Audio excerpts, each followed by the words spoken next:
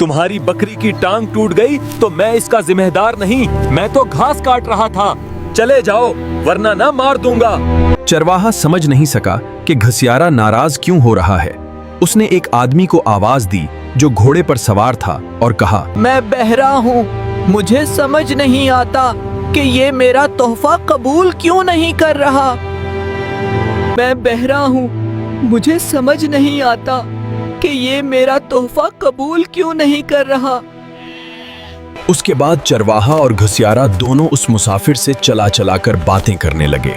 वो घोड़े से उतरकर उनके करीब आ गया, मगर जब उसने उन दोनों को गुस्से में चीखते देखा तो घबरा कर बोला, हाँ भाई, मैं इकरार करता हूँ कि ये घोड़ा मैंने चराया है। इसी असना में एक बूढ़ा वहां आ गया।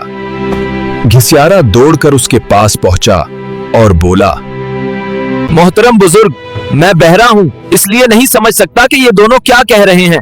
मेहरबानी करके आप ही बताइए कि ये क्यों चला रहे हैं। दिलचस्प बात यह थी कि वो बूढ़ा गूंगा था, इसलिए वो कोई जवाब न दे सका।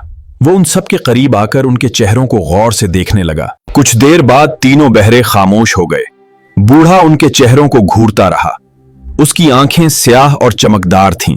वो असल हकीकत जानने की कोशिश कर रहा था, मगर तीनों को यह खौफ लाहिक हो गया कि कहीं ये बूढ़ा उन पर जादू ना कर दे। चुनांचे चोर फौरन घोड़े पर सवार होकर तेजी से भाग गया। चरवाहे ने जल्दी जल्दी अपनी बकरियां जमा कीं और उन्हें हाँक कर घर की तरफ रवाना हो गया। घसियारे ने नजरें झुका लीं, घास का घुटरा कंधे पर रखा और तेजी से अपने घर की तरफ चल दिया।